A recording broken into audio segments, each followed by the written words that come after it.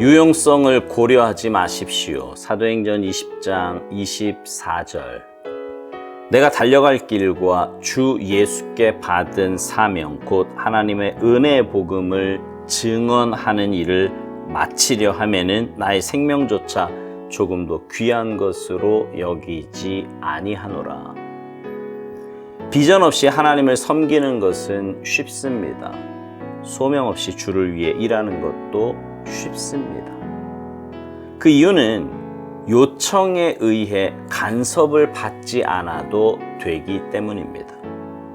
이러한 자들에게는 기독교적인 감상으로 포장된 상식이 그들의 인도자가 됩니다. 하나님의 소명을 깨닫지 못하더라도 더욱 창성하여 성공할 수 있고 여유도 누릴 수 있습니다. 그러나 일단 예수 그리스도로부터 사명을 받게 되면 하나님께서 원하시는 바가 언제나 우리의 기억 속에 있으면서 우리를 찌르는 막대기가 됩니다. 그러면 더 이상 주님을 위해 상식을 기반으로 일할 수 없게 됩니다. 진정으로 당신이 가장 소중히 여기는 것은 무엇입니까? 만일 예수 그리스도께 잡힌 바 되지 않았다면 봉사와 하나님께 드린 시간 그리고 자신에게 속한 생명을 귀하게 여길 것입니다. 그러나 바울은 그가 받은 사명을 이루기 위해서만 그의 생명을 귀중히 여긴다고 말합니다. 그는 다른 무엇에도 그의 역량을 사용하기를 거부했습니다. 사도행전 20장 24절에서 바울은 자신을 신경 쓰게 하는 모든 것에 대해 하찮게 여깁니다. 그는 받은 사명을 이루는 것 외에는 전혀 신경 쓰지 않았습니다.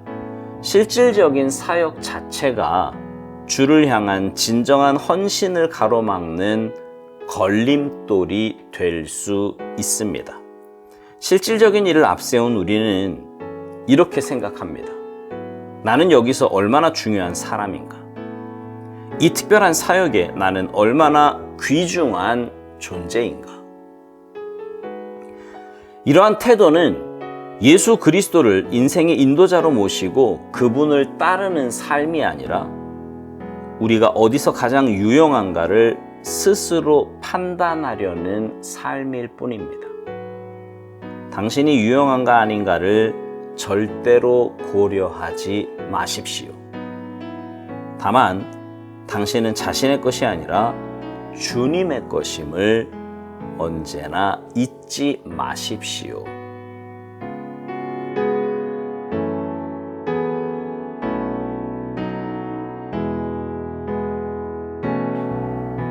예전에요, 다른 어느 교회 장로님과 이런저런 일로 대화를 나눌 기회가 있었습니다.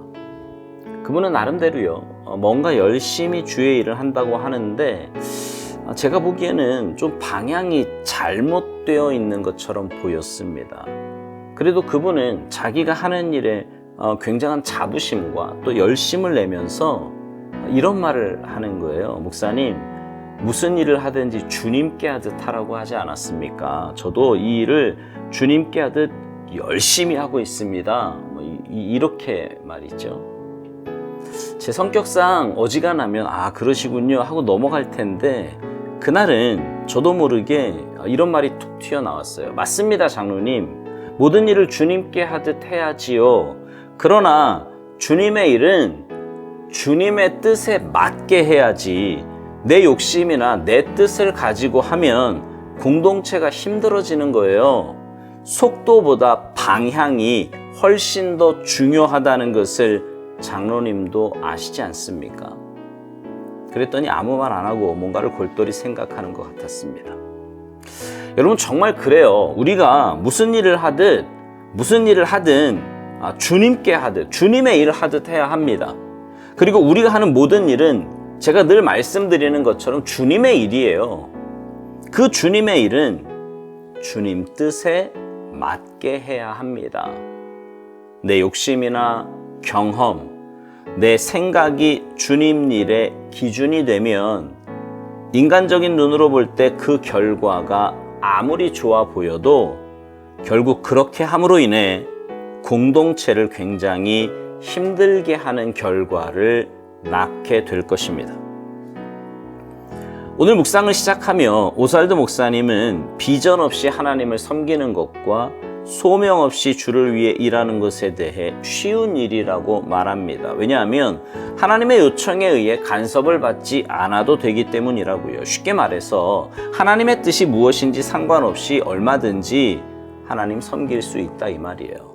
그리고 그들을 인도하는 것은 하나님의 뜻이 아니라 기독교적인 감상으로 포장된 상식이라는 것입니다. 하나님 섬기는 일을 하나님의 뜻에 맞게 하는 것이 아니라 지극히 인간적이고 상식적인 일을 신앙으로 둔갑시켜 얼마든지 할 수 있다는 말입니다. 실제로 교회 안에 그런 일들이 비일비재하지요. 인간적이고 세상적인 상식의 기준으로 볼 때는 전혀 틀린 게 없어요. 아니, 그렇게 해야 할 것처럼 보이기도 합니다. 그러나 하나님의 뜻을 제대로 알면 그렇게 해서는 안 되는 일들이 종종 있지요. 그건 영적인 안목이 열려야만 알 수 있는 일들이에요. 문제는 영적인 안목이 열리지 않고 하나님의 말씀도 제대로 알지 못하니 그것이 옳은지 그른지도 모르고 행한다는 겁니다. 아니, 당연히 그렇게 해야 되는 것처럼 생각하기도 합니다. 그러니 공동체가 병들어가는 것은 시간 문제인 거죠. 오스왈드 목사님이 이런 말을 합니다. 예수 그리스도로부터 사명을 받게 되면 하나님께서 원하시는 바가 언제나 우리의 기억 속에 있으면서 우리를 찌르는 막대기가 된다는 것입니다. 그러면 더 이상 주님을 위해 상식을 기반으로 일할 수 없게 된다는 거죠. 그렇습니다. 주님의 뜻을 올바로 깨닫고 주님의 말씀의 기준이 되면 주님의 일을 할 때마다 그 기준이 나를 붙잡을 거예요. 찌르는 막대기가 될 수밖에 없는 겁니다. 그렇게 영적인 기준을 가지고 믿음으로 사는 사람에게 상식은 주님의 일의 기준이 될 수 없습니다. 주님의 일이 비상식적인 일이라는 게 아니에요. 상식을 초월하여 주님의 뜻에 맞게 주님의 일을 하게 된다는 말입니다. 오스왈드 목사님은 주님께 붙잡힌 바 되어 주의 일을 하는 사람과 그렇지 않은 사람을 구분해서 말합니다. 주님께 붙잡힌 바 되지 않은 사람은 봉사와 하나님께 드린 시간 그리고 자신에게 속한 생명을 귀하게 여긴다는 것입니다.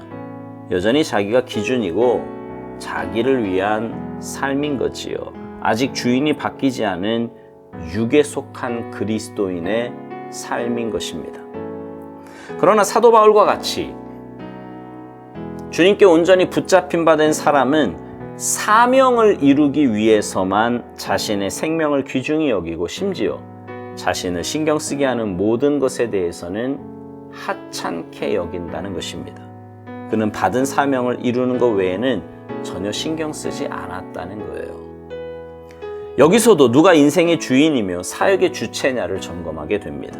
내가 여전히 내 인생의 주인인 사람은 내가 어떻게 쓰임받는지, 오스왈드 목사님 표현대로 주님의 유용성에 내가 어떤 유용성이 있는지 이런 것이 중요합니다. 그래서 내가 좀 중요한 일을 맡았다 싶으면 어깨에 힘이 들어가고 목에 힘이 들어갑니다. 그러나 내가 조금 소외되었거나 인간적인 눈으로 볼 때 별로 중요하지 않은 일을 맡았다고 하면 굉장히 기분 나빠하고 섭섭해합니다.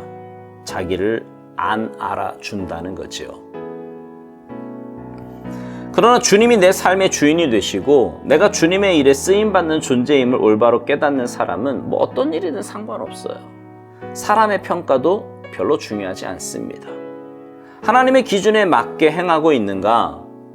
나는 정말 주님의 일을 빙자한 내 일을 하는 것이 아니라 온전히 주님의 일에 쓰임받고 있는가? 이런 것이 중요합니다. 그래서 주님 뜻에 맞게 주님께 쓰임받는 것을 귀하게 여기며 그래서 사람의 평가나 일의 경중으로 인해 사역을 그만두거나 지치거나 하지 않습니다. 충성스럽게 그 일을 감당할 뿐이죠. 사역자 된 사랑하는 성도 여러분, 여러분은 어떤 삶을 살고 계십니까? 여러분의 유용성, 내가 맡은 일의 경중, 사람들의 평가나 시선, 이런 것이 여러분의 삶에 중요합니까? 아니면 하나님의 시선이 중요합니까? 우리가 주님 앞에 서서 셈하는 날이 반드시 올 겁니다. 그날 여러분 모두가 주님께 잘했다 칭찬받는 복된 삶이 되기를 소망합니다. 그러기 위해 내가 아닌 주님을 인생의 주인으로 모시고 주님 뜻에 맞게 주님의 일을 감당하며 사시는 여러분 모두가 되시기를 주님의 이름으로 축복합니다. 아멘.